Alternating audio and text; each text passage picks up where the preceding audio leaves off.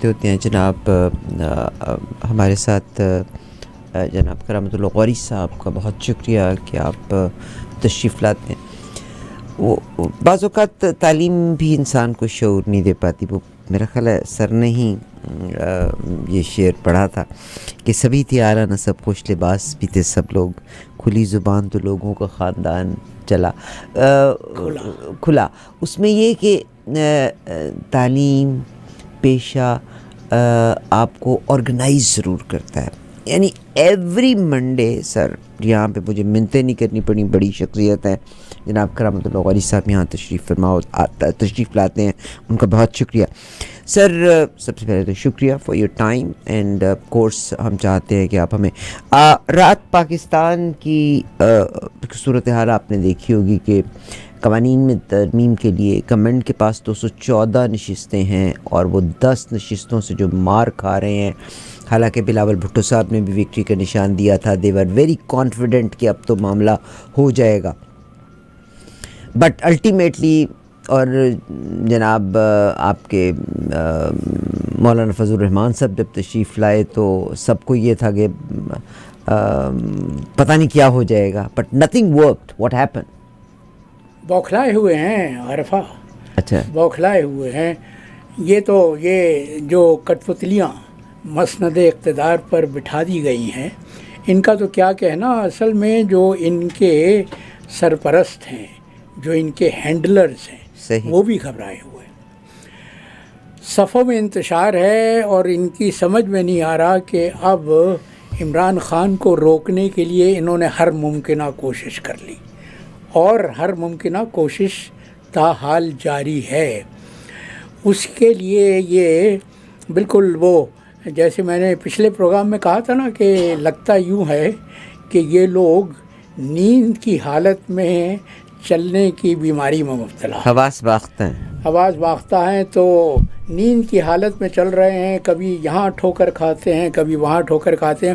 اور یہ بہت دلچسپ ڈرامہ ہوا ہے اس لیے کہ سنیچر سے پہلے مجھے یاد ہے ہاں جمعے اور سنیچر کو دعوے یہ ہو رہے تھے کہ ہم اتوار کو یہ ترمیمی اصلاحات کا جو مسودہ ہے یہ پارلیمان میں پیش کریں گے اور اسی دن دونوں ایوانوں سے یہ منظور ہو جائے گا. بلکہ یہاں تک کہا جا رہا تھا کہ صدر زرداری اسی دن اس پر دستخط کر دیں گے تاکہ وہ لیجسلیشن قانون بن جائے. لیکن وہ جو میں بار بار کہتا ہوں کہ یہ سب اپنی کارروائیاں کرتے رہتے ہیں, منصوبے بناتے رہتے ہیں, مکر کرتے رہتے ہیں قرآن کی زبان میں. لیکن اللہ و خیر الماکرین, وہ جو اوپر بیٹھا ہوا ہے, وہ جو کائنات کو چلا رہا ہے, اس کا فیصلہ تو آخری فیصلہ ہوتا ہے نا. اس کا منشور آخری منشور ہوتا ہے. دیکھو ہوا کیا ہے اب اس کو میں وہ جو کہتے ہیں ٹریجی کامیڈی, وہ یہ ہوا ہے کہ مولانا فضل الرحمان کے ہاتھ میں ویٹو پاور آ گئی ہے.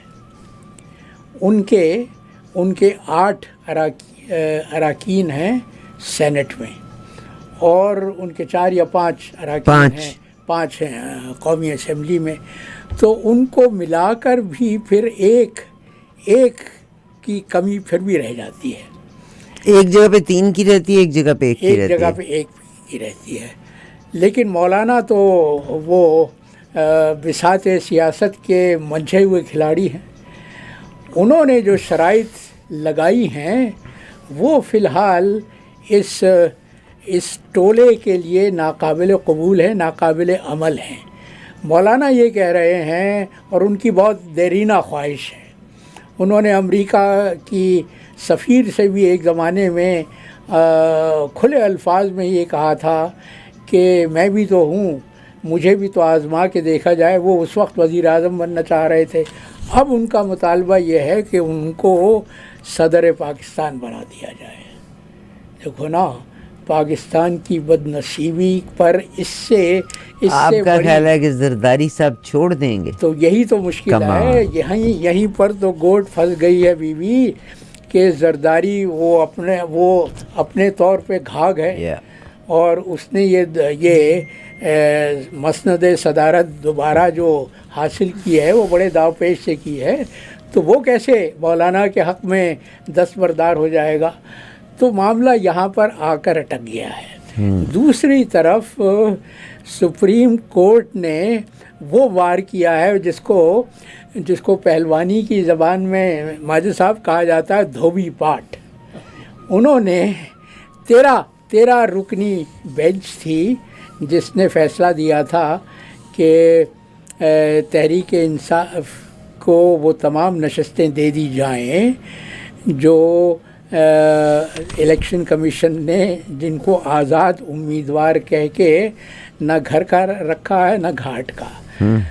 تو جس دن یہ باتیں ہو رہی تھیں اور یہ دعوے کیے جا رہے تھے، یہ ڈینگیں ماری جا رہی تھیں کہ ہم گھڑی کی چوتھائی میں، وہ جو کہا جاتا ہے نا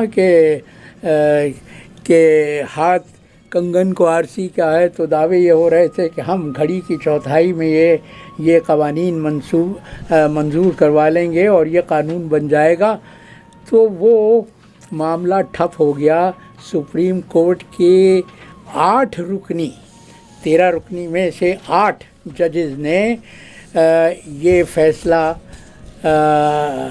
نافذ کیا، اپنا فیصلہ سنایا کہ الیکشن کمیشن سے باز پرس کیے جائے گی، اس سے سوال کیا جائے گا اگر اس نے فوری طور پر وہ 41 جو آزاد امیدوار جن کو گردانا جاتا ہے قومی اسمبلی میں، ان کو تحریک انصاف کی نشستوں پر براجمان نہیں کیا۔ تو اس نے سپریم کورٹ کے اس وار نے تو سارا نقشہ ہی بدل دیا۔ وہ تمام کارروائی جو ہو رہی تھی، وہ تمام نقشہ جو جمایا جا رہا تھا، وہ بساط جو بچھائی جا رہی تھی، وہ ساری الٹ گئی۔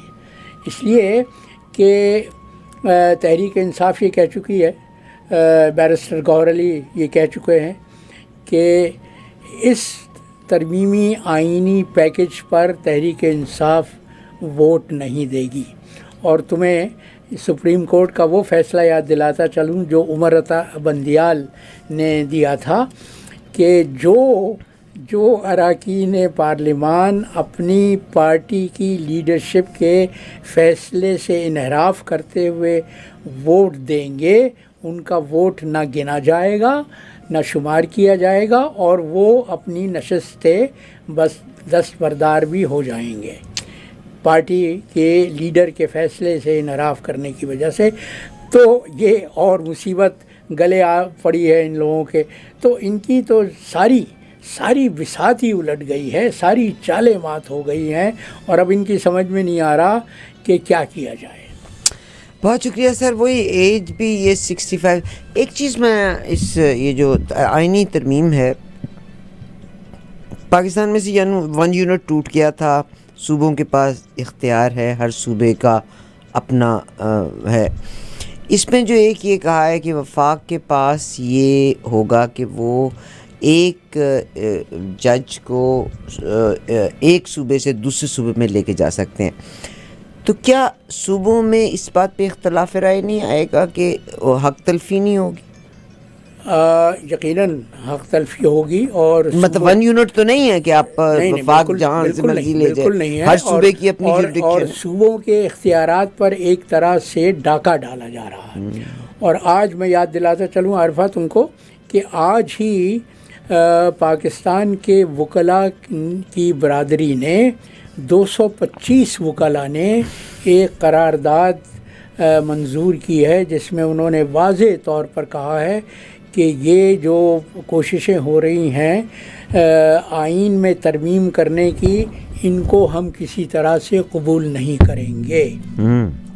اور اگر فائز عیسیٰ کی مدت ملازمت میں وہ غالباً 25 اکتوبر کو ریٹائر ہو رہے ہیں، 25 اکتوبر کو ریٹائر ہو رہے ہیں، تو اگر 25 اکتوبر کو فائز عیسیٰ نے سپریم کورٹ کے چیف جسٹس کی نشست خالی نہیں کی، اور اگر انہوں نے منصور علی شاہ کو اس مسند پر بیٹھنے نہیں دیا گیا تو ہم 26 اکتوبر کے بعد سے فائز عیسیٰ کو پاکستان کا چیف جسٹس تسلیم نہیں کریں گے، اور ہم ان کے بجائے جسٹس منصور علی شاہ کو پاکستان کا جائز اور قانونی طور پر چیف جسٹس گردانیں گے۔ تو یہ تو ملک میں ایسی افراتفری پھیلنے والی ہے، ایسی شورش ہونے والی ہے کہ وہ جو اپنے آپ کو پاکستان کا محافظ کہتے ہیں ان کی اختیار سے باہر بھی معاملہ ہو جائے گا، اور پاکستان مجھے لگتا ہے کہ اس راہ پر چل پڑے گا جس کا تصور کرتے ہوئے خوف آتا ہے۔ جس کا تصور کرتے ہوئے خوف آتا ہے، ایک طرف تو یہ ہو رہا ہے، دوسری طرف وہ جو کہتے ہیں نا کہ کالے بادلوں کے حاشیے پر ایک سنہری لکیر ہوتی ہے۔ تو 11 ستمبر کو بابائے قوم کی برسی تھی ماجد صاحب، اور میں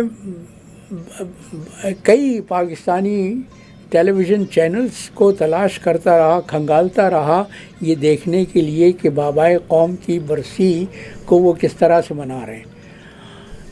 شاید ہی کہیں پر تذکرہ کیا گیا کہ یہ 11 ستمبر بابائے قوم کا، پاکستان کے بنانے والے قائد کا یوم رحلت تھا، یوم وصال تھا۔ دوسری طرف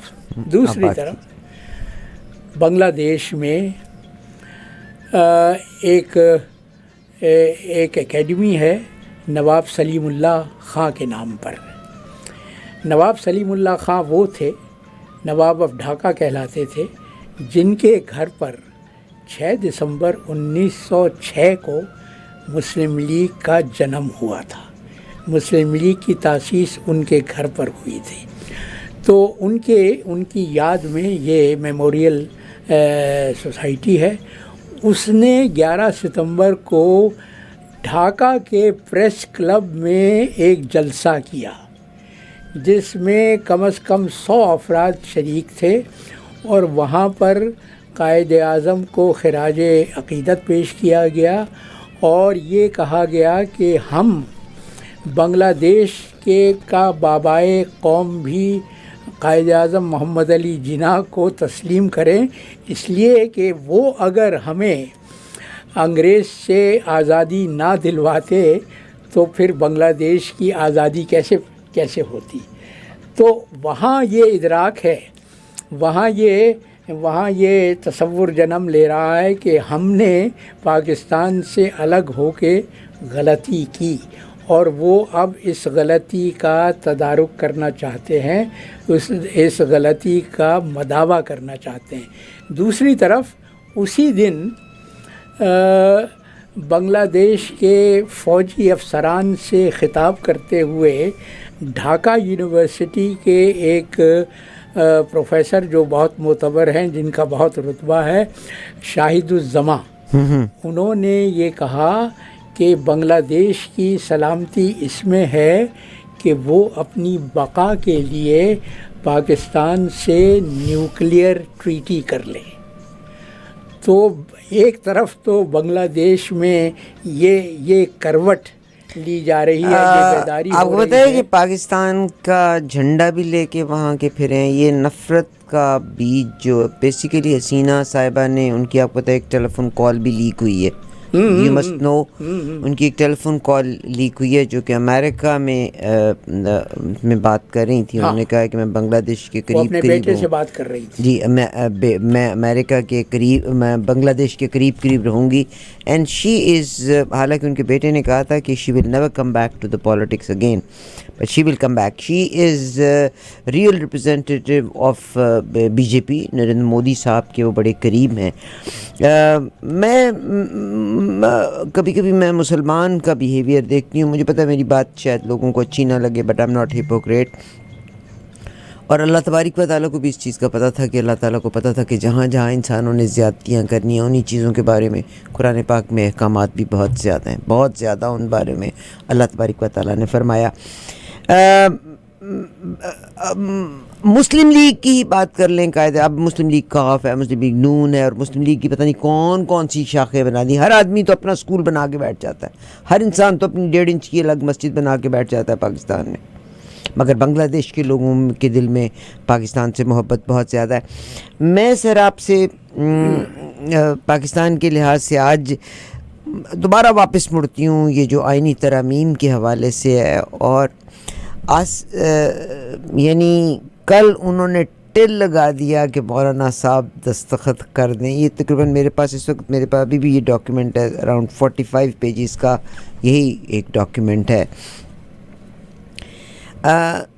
مولانا صاحب میرا خیال ہے کہ آج تک بیچارے وہ حاصل نہ کر سکے، ان کو بڑی بڑی بارگین ملے گی، بڑی ٹھیک ٹھاک ان کو ریٹرن ملے گا اگر وہ ان کی بات مان لیتے ہیں۔ انہوں نے حاصل تو بہت کچھ کیا ابھی بھی، انہوں نے بے نظیر بھٹو نے انہیں سینٹ کی کشمیر کمیٹی کا چیئرمین لگا دیا تھا، اور سر ایک دھیلے کا بھی وہ کام انہوں نے ایک دھیلے کا کام نہیں کیا، بلکہ میں نے اپنی کتاب میں ان کے اس دورہ کویت کا بڑا تفصیل سے ذکر کیا ہے جو انہوں نے سینٹ کی کشمیر کمیٹی کے چیئرمین کی حیثیت سے کیا تھا۔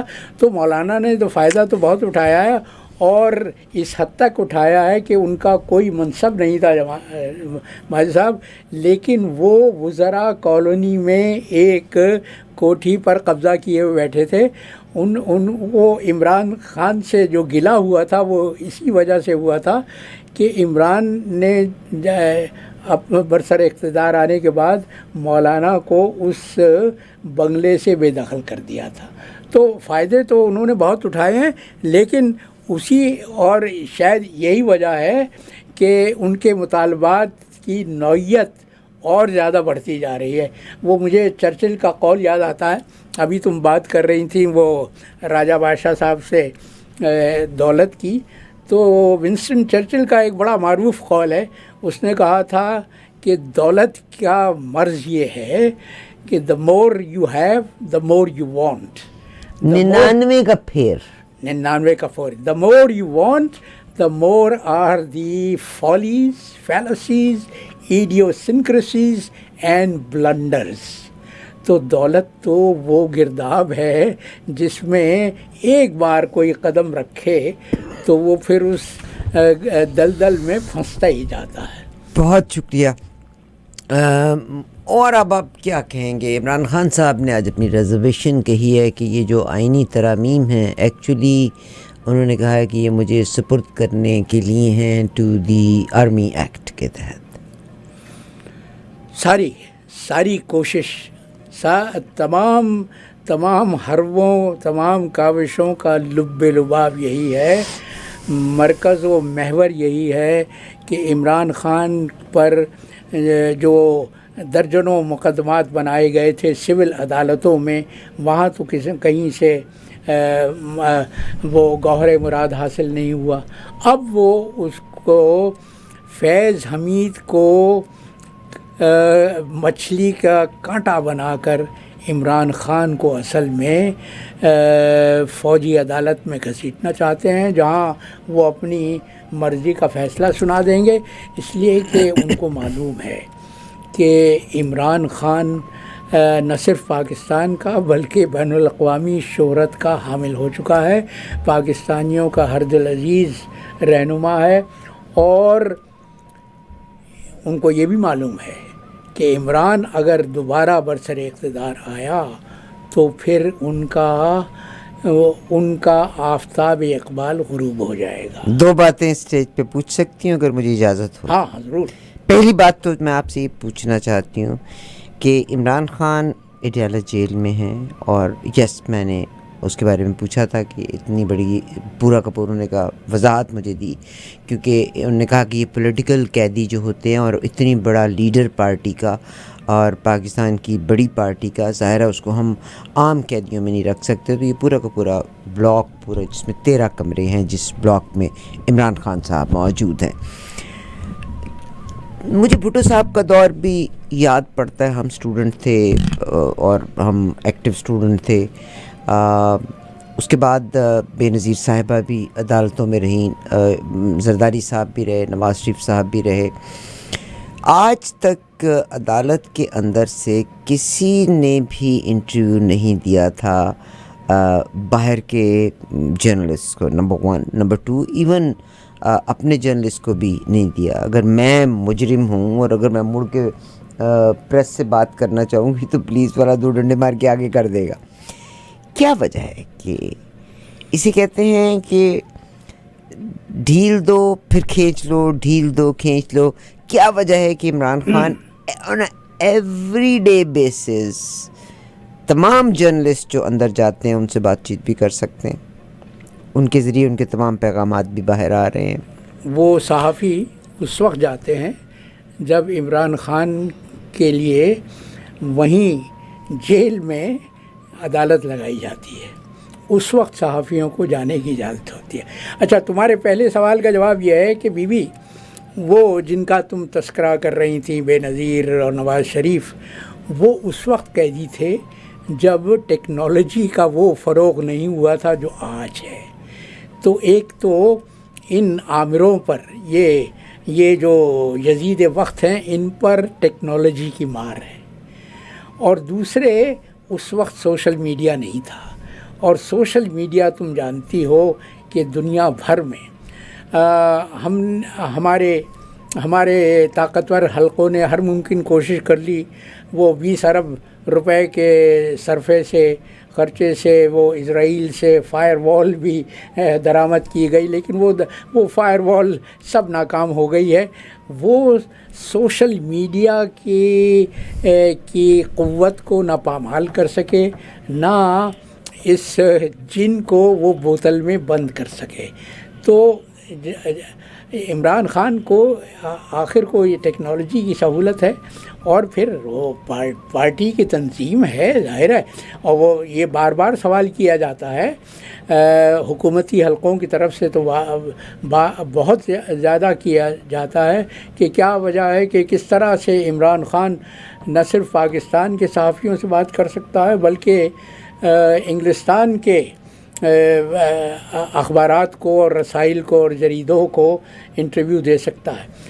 اب ان کے لیے جو سب سے بڑی جو ان کے سر پہ تلوار لٹک رہی ہے نا، وہ ہے آکسفورڈ یونیورسٹی کے چانسلرشپ کا انتخاب جو اگلے مہینے ہونے والا ہے۔ وہ اگر انتخاب، اس میں اگر عمران خان کامیاب ہو گیا تو پھر تو ان کے ہاتھ سے سارے پتے، تاش کی گڈی کے سارے پتے نکل جائیں گے، اس لیے کہ وہ جو عمران کو جو حیثیت بین الاقوامی شہرت حاصل ہوگی، اس کے سامنے پھر یہ جو ممکنہ کارروائی بھی کر لیں وہ ناکام ہو جائے گی۔ جناب کرامت اللہ قوری صاحب تشریف فرمائیں۔ سر آپ کا بہت شکریہ۔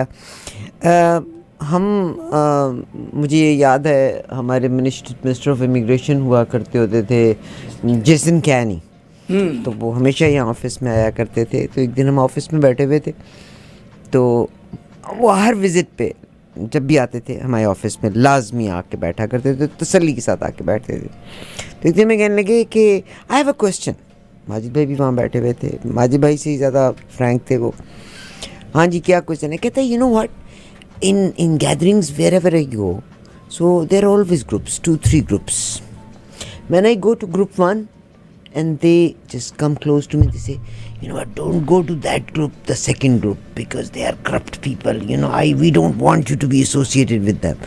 And he said when I used to go to the group, when I go to group number 2, they exactly say same thing for the group number 1. And when I go to the group number 3, they say don't go, they are corrupt, they are, you know. کیا وجہ ہے کہ عمران خان صاحب نے Oxford کے لیے اگر apply کیا. آکسفورڈ میں وہ لیکچرز بھی دیتے رہے, آکسفورڈ میں سے انہوں نے پڑھا بھی تھا. ظاہر ہے اس کو انہوں نے کوالیفائی کیا ہے تو انہوں نے اپلائی کر دیا نا, ٹھیک. مگر کچھ لوگوں نے آکسفورڈ کو جب لیٹر لکھا کہ عمران خان یہ اس کو آکسفورڈ کا نہ بننے دیا جائے, وہ کہتے ہیں نا کہ کوئی کسی کی تعریف کر رہا ہو نا تو وہ اپنا ظرف بتا رہا ہے, جب کوئی کسی کی برائی کر رہا ہوتا ہے تو آپ وہ اس کو چھوڑ دیں, کیونکہ اگر آج وہ ایک کی برائی کر رہا ہے کل دوسرے کی بھی کرے گا. کیا فرمائیں گے اس کے بارے میں؟ یعنی کتنی کم ظرفی کی بات ہے کہ just multiply it with zero rather than writing to Oxford university کے اس کو بننے نہ دیں. اپنی کمزرفی کا اعلان. وہ عارفہ مجھے یاد آتا ہے وہ واقعہ ٹولسٹائی کا. تمہیں معلوم ہے کہ ٹولسٹائی روس کا کتنا نامور ادیب تھا. جی. ایک دن وہ سڑک پہ جا رہا تھا تو ایک راہگیر سے ٹکر ہو گئی. راہگیر نے اس کو برا بھلا کہنا شروع کر دیا, گالیاں دیتا رہا بہت دیر تک. اس کے بعد جب وہ رک گیا تو اس نے پوچھا کہ تم کون ہو؟ تو ٹولسٹائی نے بتایا کہ میں ٹولسٹائی ہوں. اس نے کہا کہ بہت شرمندہ ہوا. اس نے کہا کہ اگر تم پہلے ہی مجھے بتا دیتے کہ تم ٹولسٹائی ہو تو میں وہ سب کچھ نہ کہتا جو میں نے تم نے کہا. تم نے مجھے روکا کیوں نہیں؟ ٹولسٹائی کا جواب یہ تھا کہ آپ اپنا شجرہ نسب بیان کر رہے تھے اس لیے میں نے آپ کو نہیں روکا. وہی آج ہم نے جو بات کی تھی, سبھی تھے اعلیٰ نسب, خوش لباس بھی تھے, سب لوگ کھلی زبان تو لوگوں کا خاندان کھلا. تو یہ لوگ دیکھو نا, وہ عقل مند, وہ مولا علی کا قول ہے کہ انسان اپنی زبان کے نیچے رہتا ہے. تو یہ زبان جب کھلتی ہے تو پھر معلوم ہو جاتا ہے. ایک اور بہت شکریہ آپ کا. 718 سے ایک بھائی صاحب نے مجھے میسج کیا. میں آپ کو اتنا بتاتی ہوں کہ میں یہ کہتی ہوں کہ دنیا کا سب سے بڑا جج اللہ سبحانہ و تعالیٰ کی ذات ہے. اور اللہ تعالیٰ نے I'm not مولوی مفتی, نو, میں صرف قرآن پاک کو پڑھا ہے ترجمے کے لحاظ سے. بالکل جنگ و جدل تب جائز ہے جب وہ آپ کے اوپر ہاتھ اٹھائیں. یہ نہیں کہ بھی ہر جاندے بندے نے چک کے مار دیو. دیر از the best judge which is اللہ سبحانہ و تعالیٰ, and that is what the day of judgment is. لوگوں کو قتل کر کے میں اور آپ جنت میں نہیں جائیں گے, ہم قرآن اور سنت کو فالو کرتے ہوئے جائیں گے. تو انہوں نے ایک پاکستان کے اینکر ہے, اس کے لیے ایک سے ایک گندی گالی لکھی ہوئی تھی. تو میں نے ان کو ٹیکسٹ کیا, میں نے کہا I'm not interested for all these things. تو ان کو بڑا برا لگا, معیوب لگا. میں نے کہا دیکھیے بات سنیے, گالیاں دینے سے آپ معاملات کو حل نہیں کرتے. اٹھیے, اگر آپ ریولوشن لانا چاہتے ہیں تو بیہیو پراپرلی, تعلیم حاصل کیجیے پراپرلی. مگر جسٹ گالیاں دینے سے اور یہ ٹک ٹاک کرنے سے ہم کبھی ونر نہیں ہو سکتے. آپ کا فائنل پوائنٹ آف ویو چاہیے. آپ اگر اتنی بڑی پوزیشن کے اوپر رہے تو آپ صرف سفارشوں کے ساتھ نہیں ہوئے, you had to prove yourself. Pakistani قوم تو بڑی عجیب و غریب ہے. اور میں نے اپنی کتاب میں بھی لکھا ہے عارفہ کہ ہر پاکستانی سفارتکار کو اگر اپنی قوم کو سمجھنا ہے, اس کی فطرت کو جاننا ہے, تو یہ ضروری ہے کہ ناگزیر ہے بلکہ میرے خیال میں کہ اس کو کم از کم ایک سفارتکاری خلیج کے کسی ملک میں کرنی چاہیے. تم ابھی ذکر کر رہی تھی کہ وہ جیسن کینی کا. میں جب کویت میں سفیر تھا تو میں دیکھتا تھا کہ ہندوستانیوں کو زیادہ ملازمتیں دیتے تھے کویتی اپنے کاروبار میں, اپنے پاکستانیوں کو کم دیتے تھے. تو میں نے اپنے ایک دو دوستوں سے شکایت کی کہ یہ کیا بات ہے کہ تم پاکستانیوں کو نظر انداز کرتے ہو, آخر کو ہم مسلمان ہیں, تم مسلمانوں کو نظر انداز کرتے ہو اور غیر مسلموں کو ملازمت دے دیتے ہو. ان کا جواب یہ تھا, سنو, ان کا جواب یہ تھا کہ ہم اگر ہندوستان کے 2 آدمیوں کو ملازم رکھتے ہیں تو ان کی کوشش یہ ہوتی ہے کہ وہ اپنے 4 اور بھائیوں کے لیے بھی یہاں جگہ بنا لیں. اگر ہم 3 پاکستانیوں کو نوکر رکھتے ہیں تو وہ 2 گروہ بن جاتے ہیں اور دونوں ایک دوسرے کی ٹانگ گھسیٹنے کی کوشش کرتے ہیں. وہ تم نے لطیفہ تو سنا ہوگا نا کہ وہ جہنم میں ہر کنویں پر ایک داروغہ کھڑا ہوا ہے, جو لوگ باہر نکلنے کی کوشش کرتے ہیں ان کے سر پر گرز مارتا ہے, لیکن پاکستانیوں کے کنویں پر کوئی فرشتہ نہیں کھڑا ہوا. پوچھا گیا کہ کیوں ہے؟ انہوں نے کہا کہ پاکستانی ایک دوسرے کی ٹانگ گھسیٹ لیتے ہیں تو کوئی اوپر تک آنے میں کامیاب ہی نہیں ہوتا. تو یہ ہماری اصلیت ہے, یہ ہماری بہت کم ہے سر. میں آپ کو یہی وجہ ہے کہ ہم آج تک قوم نہیں بن سکے. دیکھو بنگلہ دیش نے ہم کو آئینہ دکھایا ہے کہ انہوں نے ایک ظالم حکومت سے کس طرح سے متحد ایکشن کے بعد نجات حاصل کر لی. پاکستانی کیوں نہیں کر سکتے یہ؟ اس طرح سے کہ جتنے جرنلز ملکوں سے باہر, پاکستان سے باہر بیٹھے ہوئے ہیں, آپ کریں نا بائیکاٹ ان کا, مگر آپ سارے تصویر اتروانے میں بڑا فخر محسوس کرتے ہیں. Teach them. بہت شکریہ. تو سنو آج کا قطعہ سن لو. فرمائیے. وہ جو میں بنگلہ دیش کی بات کر رہا تھا کہ وہاں تقاریر بھی ہوئیں اور تقاریر اردو میں ہوئیں, بنگلہ میں نہیں ہوئی, تقاریر اردو میں ہوئیں. تو مجھے وہاں سے تحریک ملی اور کہا, وہ علامہ اقبال کے ایک مصرے سے میں استفادہ کیا ہے کہ کاروان شوق جب مل جائیں گے ایک موڑ پر, کاروان شوق جب مل جائیں گے ایک موڑ پر, پھر وہاں سے شوق کا باہم سفر ہوگا آغاز. پھر وہاں سے شوق کا باہم سفر ہوگا آغاز. آ ملیں گے, یہ علامہ اقبال کا مصرع ہے, آ ملیں گے سینہ چاکانے چمن سے سینہ چاک. آ ملیں گے سینہ چاکانے چمن سے سینہ چاک. اے خدا ہم کو عطا ہو وصل کی عمر دراز. آمین. اے خدا ہم کو عطا ہو وصل کی عمر دراز.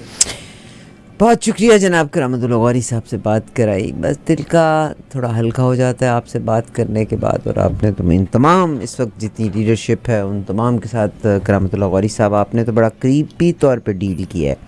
آئی تھنک اس وقت جتنی لیڈرشپ, محسن نقوی سے صرف آپ نے ڈیل نہیں کیا ہوگا. محسن نقوی ہو, اور شکر کریں. اللہ کا شکر ادا کرتا ہوں کہ ایسے چھٹوئیوں سے میری ملاقات میں. لیکن فیصل واوڈا بہت بڑی اس نے بات کر دی کل کہ بھئی ارشد شریف کا شاید قتل کا الزام ہی اس نے انڈائریکٹلی عمران خان پہ لگا دیا. ہاں وہ تو فیصل واوڈا تو وہ ہز ماسٹرز وائس, کیونکہ میں دیکھ رہی ہوں جو وہ ہز ماسٹر ہے نا, یعنی آرمی آف کورس, یہ 3 لوگ ہیں, سرفراز بگٹی, فیصل واوڈا اور محسن نقوی, اور یہ تینوں کہتے ہیں کہ ہماری کوئی پارٹی نہیں ہے, تینوں عسکری پارٹی سے تعلق رکھتے ہیں.